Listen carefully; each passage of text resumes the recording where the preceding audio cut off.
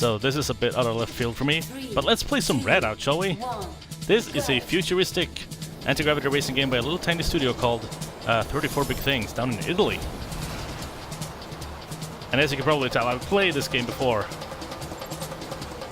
But I wiped my career save because there's been some cool new stuff going on. Here's an important part. You can move sideways with the right analog stick, so do that. It's important because otherwise you're not going to take any turns. I was going to talk about a bunch of stuff as I do at the start of Let's Plays, but I don't even know where to start. This is Redout. It's a racing game. It's awesome. It's currently available on Steam. It's coming to Switch, I know for sure. I don't know. I think it's slated for other consoles. I have my reasons for playing it right now. Again, I've played it before. I actually finished the career like 1.5 times back when this was new. Indeed, use pitch control to face steep slopes without grinding the floor. You gotta pitch up during slopes, otherwise this happens. Okay, that was a bad example. But yeah, you actually have to pitch up and down as well as straight left and right to take tight turns in this game. So it's a bit technical, but that's what makes it fun. If you played something like Wipeout or F-Zero, you probably already have a good idea what this feels like to play. The handling is superb though. What was I saying? Oh yeah, I played this game when it came out last year, 2016. It's awesome, and I said, wow, I wish there was more of that. And then I put it down for quite a while. And now I checked back in on it for no particular reason, and I found out that not only has there been an update that changed a bunch of graphics, it looks cooler now than it used to. There's been a free update which added a new environment with 5 tracks and a boss track. You'll see what a boss track is in a while if you stick with me. And a free new type of ship, because you get to choose your ship when you start playing and also get to upgrade it and buy new ones. I figured instead of sitting around at the menu and talking to a menu when I was doing this intro, I was like, I'm gonna play the game at the same time as talking. There's no way that can go wrong, but hey, that's what a Let's Play is, isn't it? So yeah, there's been update which added more cool stuff. And there's been 2 paid downloadable packs with 1 environment each, with again 5 tracks and a boss track each, 5 distinct circuits. So I was like, yeah, God, Jesus, yes, now I just need an excuse to play this whole game from the start, because there's been balance changes and everything. So I don't know if what I used to do is any longer viable any longer. It's not even hard. This is the first time trial in the game. No pressure at all, and I can't talk while playing this game. It requires so much focus. Oh my God, props to everyone out there whose job it is to talk in a microphone while doing other stuff. It's not easy. Well, I don't know, talk well, play bad, or talk bad and play well. I don't know. I'm leaning toward the latter. Always have. So yeah, there's been 2 paid packs that I bought, and I said, oh, I need an excuse to play this game from scratch now to prove that it wasn't just, you know, poor balancing that made me think it was easy the first time around. I am still actually, there's a difficulty setting in the options, and I am playing on the regular setting instead of the hard one. We'll see if we have to tweak that as I go, or what I'll end up doing. So yeah, this is going to be a little bit of a weird playthrough, because it's sort of 1/6 blind, maybe, because there's 3 new environments, like I said, and I played a couple of tracks. Thank you, I'll explain what that means. Yes, I'll explain to you new people who are watching this who don't know what this game is in a bit. I've played most of this game. There's 3 new environments. I have only played the first track of each of those, except for V.E.R.T.E.X, which I gave a couple of tracks a try. But this is the kind of game where you don't race a circuit 3 laps and then you have it down. It's a heck of a lot more involved than that. So once I get to Neptune, Europa, and V.E.R.T.E.X, this is basically going to be blind for those tracks. So here's an event list. This is the career. For people who don't know what this game is, you get to choose your ship, and you get to pick from a handful of events that you can do. And you unlock more the more you do. So you basically, if you want to beat the game, you have to play all of them. But you can do them in basically any order. Right now we have 3 to pick from. Whew, slow down. I'm not in a race. I don't have to rush. Okay, I'm just gonna do this in order and try to basically 100% this game. I'm not saying I'm gonna get golds in everything, or even platinums. There's a secret hidden medal on most events. But I will place in all events, no matter what it takes. So alright, let's get into our second race. This one has opponents in it. Hello, colorful vehicles. Goodbye, colorful vehicles. This is still an early race, so it's probably easier than they will be eventually. So yeah, if you're watching this within maybe a week and a half or so of me uploading it, then this game, along with a whole bunch of other stuff, is on sale on Steam, because it's the Steam Summer Sales. Sales on Steam on your computer. Works for me. So you can pick this up for, oh god, I looked it up before recording, but I forgot. It's 60% off, which puts it at like, it's sub 20 bucks at least. It's like 16 euro maybe, which is a good price for a video game. And even if you do not have, if you're watching this and for some reason you don't have a PC that you like to play games on, there's another thing that deserves an honorary mention here, which is that a couple of weeks before this recording, Wipeout Omega Collection came out on the PS4, and oh my goodness, if I had a PlayStation, I know what I'd be playing right now. I'm not a fan of Wipeout. Ow. The handling doesn't quite stick with me. I'm arguably, from what I've seen and played, not quite as tight as this actually. I was more of an F-Zero guy myself. But that game is probably the prettiest game that you can buy for money right now. I mean, it's futuristic racing, so say what you will about the aesthetics of it. Although Wipeout has always had amazing aesthetics. But the fact that that thing on a PS4 Pro runs in 4K at 60 frames per second, and it's got the HDR and everything, it is... You can just look at like animated GIFs of that game and you'll see how amazingly stunning it is. So hey, it's a good time for AG racing fans. Hey Nintendo, you got one of those too, don't you? Care to make this the best game, the best year in racing since I don't know when a good year in racing was. I'm just making short work of these early tracks. I have played this before, like I said. I wonder if I should crank it up to veteran difficulty. I will see. It's something I can do in the middle of the campaign. It's not something I have to go back and do now. Thank you for that. As you can see, I'm getting experience and I'm getting cash. Experience allows me to level up and unlock events. Power-ups available for purchase. Or unlock power-ups like that, but that only happens once. Money is something I will use to upgrade my ship or buy new ships. And I suppose also buy an up. You can purchase and install power-ups on your ship. That, yes, thank you. Active power-ups need to be manually fired during a race. Passive power-ups give your ship some special traits.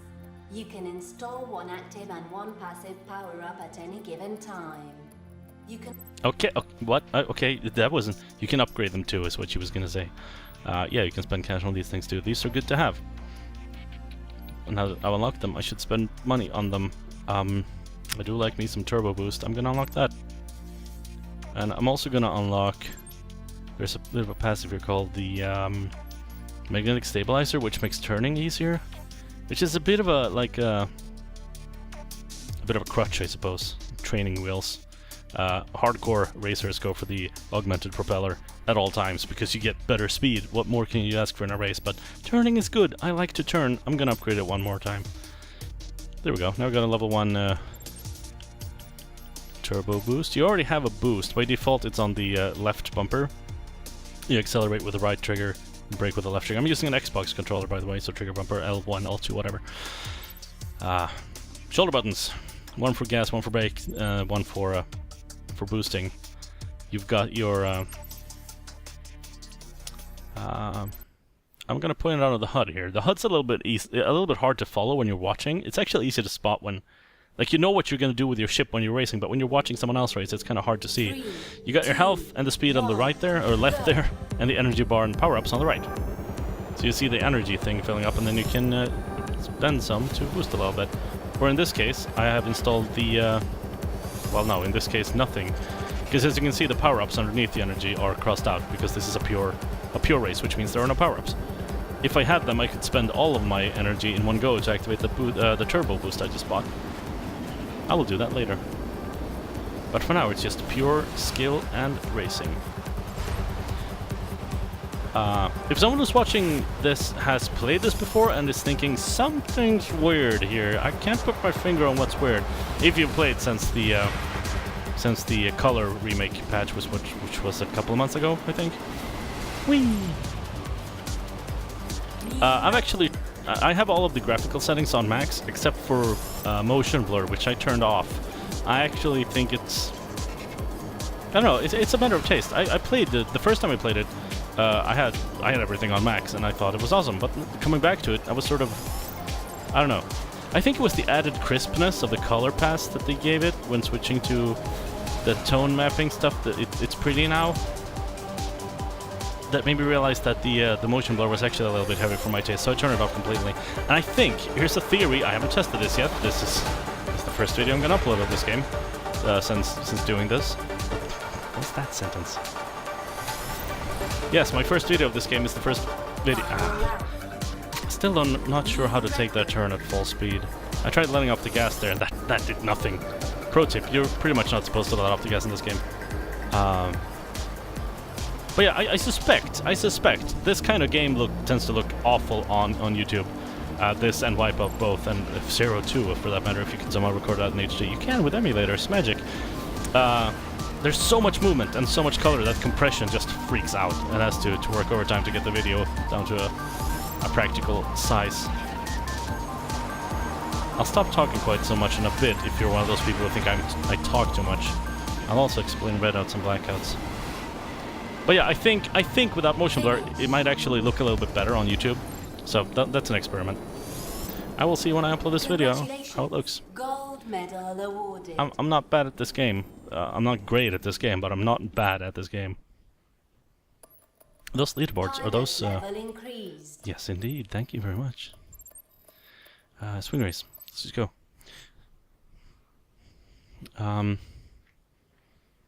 Yeah, okay, see, there's some mechanics for a first-time player of this game.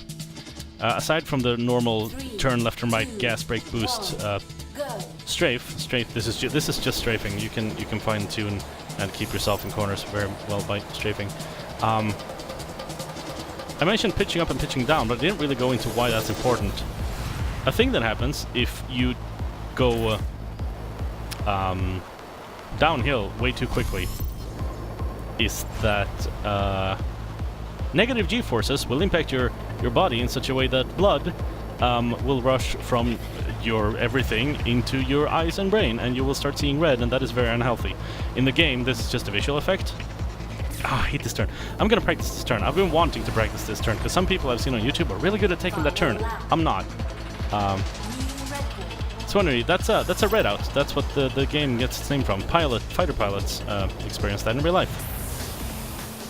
The trick to combating it in-game is to simply adjust your ship in the appropriate direction. If you're going downhill, you push forward on the right stick to pitch down, and all of those weird g-forces will just turn into forward g-forces, which magically the ship doesn't give a crap about. You can do whatever the heck you want and not explode or die horribly.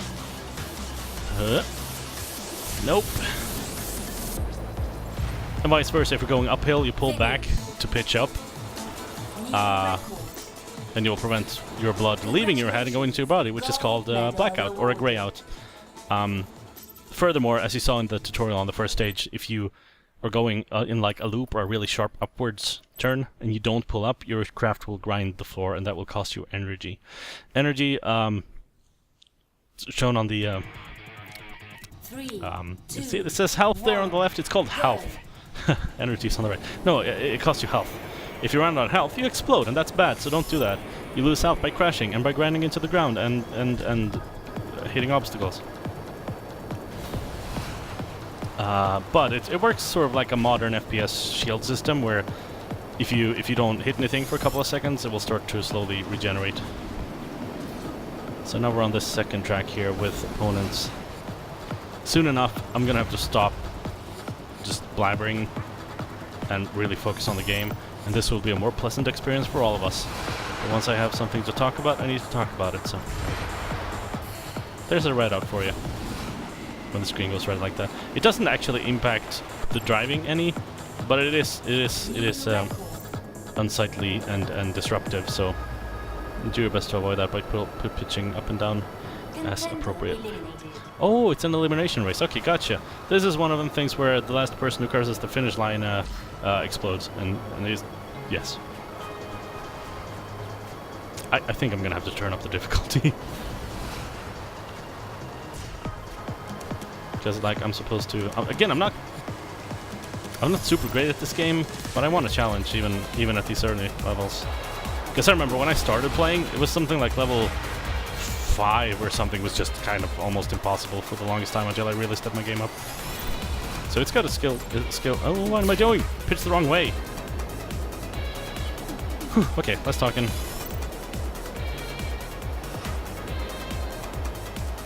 I think after this race, I'm just gonna crank up the difficulty to make this a little bit more interesting. And then we'll see where the career takes us. Again, I haven't played this career since they added the Europa, Neptune, and V.E.R.T.E.X, and I got both of the ones that I don't remember which ones are paid. V.E.R.T.E.X and Neptune, right? Europa's the free one, I think.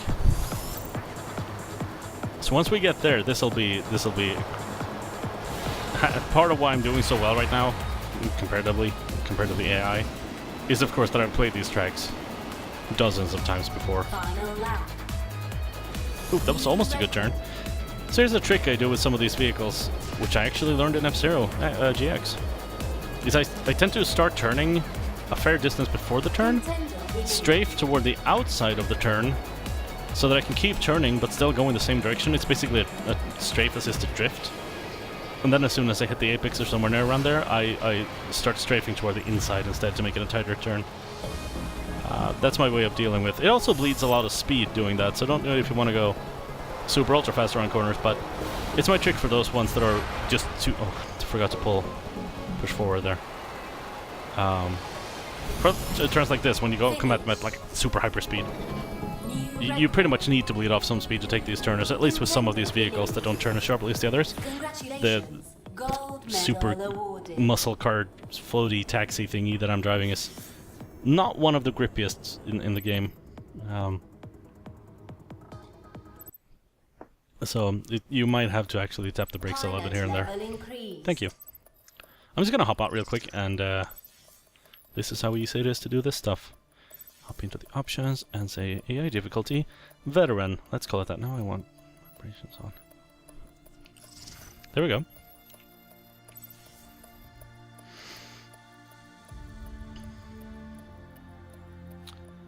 I'm gonna pump some more money into my magnetic stabilizer for this race, because not a lot though. I'm not sure when or where to spend money, really, because at some point I have to think about buying new ships and buying new power-ups for those ships and buying upgrades for the ships. So I don't know, but well, we have quite a few class 1 to go, so I'll stick with this craft for a while. Now we're heading to Alaska, though. This is where things start to get technical. Cairo is a walk in the park, relatively speaking. We haven't seen all of the tracks from there yet. Have we? We haven't. There's five tracks from each area. This place is not for the faint of heart. It's got some awesome visuals and awesome music, though. Like, so far there's been 2 turns in all of Cairo, which have required me to do something fancy with the sticks, like again strafing toward the outside, turning toward the inside, and alternating. Alaska is chock full of that. This is probably the twistiest environment in the whole game, and god, I love the soundtrack. Hey guys, this game is a really good soundtrack. Just FYI. Ow. I will say, like I said, I've played these for dozens of times. All of the tracks that aren't new, except maybe Volcano. I don't know how many times I played those. Because again, I played the career like 1.5 times before I put the game down. So the early tracks I have a lot of experience with.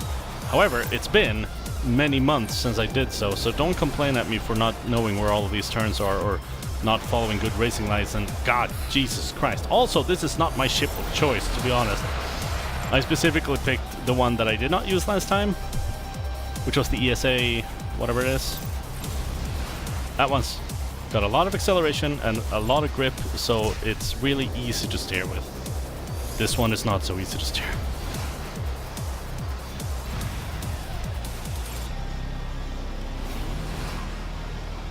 No pressure though. At least these time trials aren't affected by AI difficulty, so I'll be fine. You got the top right corner there. You've already noticed that this is a lap based mode, where you just gotta have a lap that is better than the required thingamajig. These are the ones that tend to have platinum medals that are hidden until you get them, but I'm not gonna go for that. I'm not gonna be super pro. At least not yet. We'll see how far I can take this. My goal with this is just to place in all of the career events. That's what I have planned for this Let's Play. So we'll see if I can bother to go back and do better on it. I doubt I'll do that. It's basically recording this is my excuse for playing through the game an entire time from scratch again. It sort of feels like I have to have something to show for it. Otherwise, why do I do it again? But if I can put it on YouTube, that's time well spent, because YouTube is good. And look, yeah, there's a global position. Yes, that's what this word is. That's new from last time I played. That wasn't there then. That's cool. I'm 387th on this track.